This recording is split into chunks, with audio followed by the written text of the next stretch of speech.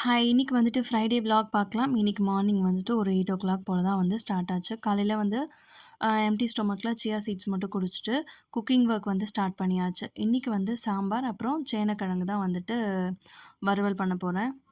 So first வந்துட்டு பருப்பு ready பண்ணுற அந்த கேப்பில் சேப்பங்கிழங்கு எல்லாமே வந்துட்டு வேக வச்சுட்டு, மீன்வேல் வந்துட்டு பருப்புக்கு தேவையானது எல்லாமே ரெடி பண்ணியிருந்தேன். ஒரு விசில் மட்டும் விட்டு இறக்கிட்டேன் வேக வச்சு. அதுக்கப்புறமா வந்துட்டு சாப்பாடுமே வந்து வெந்துருச்சு. அதையும் வடிச்சு விட்டுட்டு சைட் பை சைடு வந்துட்டு சேப்பங்கிழங்கு வறுக்கிறதுக்கு ரெடி பண்ணிவிட்டு, மீன்வைல் வந்துட்டு இது ரெடி ஆகுறதுக்குள்ளர எனக்கு பருப்புமே வந்துருச்சு. கடகடன்னு குக்கிங் ஒர்க் முடிச்சிட்டேன். நான் வந்துட்டு இந்த சேப்பங்கிழங்கு வறுவல் எப்படி பண்ணுவேன்னு இதிலே சிம்பிளாக சொல்லிடுறேன். எண்ணெய் ஊற்றி கடுகு தாளிச்சிட்டு, அது கூடவே கருவேப்பிலை, சேப்பங்கிழங்கு சேர்த்துட்டு, மிளகாத்தூள், உப்பு, மஞ்சத்தூள், கொஞ்சமாக பெருங்காய பொடி வந்து கூடவே சேர்த்து நல்லா வந்து கலந்து விட்டு, கொஞ்சம் மீடியம் டு ஹை ஃப்ளேமில் வச்சு நான் வந்து குக் பண்ணி எடுத்துப்பேன்.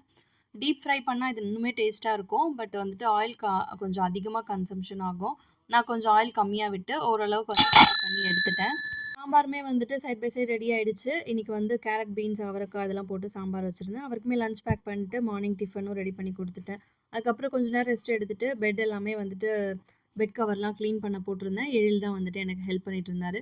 இந்த தடவை பெட் ப்ரொடெக்டருமே வந்துட்டு சேர்த்து வாஷ் பண்ண போட்டாச்சு. சார் ஒரே குஷி ஆகிட்டார் அந்த ஒயிட் கலராக பார்த்த உடனே விளையாடிட்டு இருந்தான். அதுக்கப்புறம் ஈவினிங் தான் வந்துட்டு பெட் ஃபுல்லாகவே ரெடி பண்ணியிருந்தேன். ஈவினிங் அம்மா வீட்டுக்கு போயிட்டு வர வேண்டியிருந்தது. நான் போயிட்டு வரதுக்குள்ளே துணி துவைச்சதெல்லாம் அத்தை மடித்து வச்சுருந்தாங்க. அது எல்லாமே நீட்டாக அந்தந்த இடத்துல எடுத்து அடுக்கி வச்சுட்டு, அதுக்கப்புறமா தான் வந்துட்டு பெட் எல்லாமே வந்து சரி பண்ணியிருந்தேன். இந்த பெட்டு வந்து சிங்கிள் ஹேண்டடாக என்னால் தூக்கி மேனேஜ் பண்ணவே முடியல. ஃபர்ஸ்ட் டைம்லாம் எனக்கு சுத்தமாக போடவே வரல.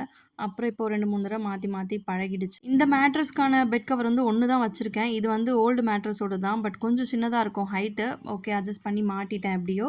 நைட் டின்னருக்கு ஆஸ் யூஷுவல் தோசை தான். எழிலுக்கு மட்டும் வந்து சாப்பாடு ஊட்டி விட்டாச்சு ஆல்ரெடி. ஸோ இன்னைக்கு டே இப்படி தான் போச்சு. நெக்ஸ்ட் வீடியோவில் பார்க்கலாம். பாய்.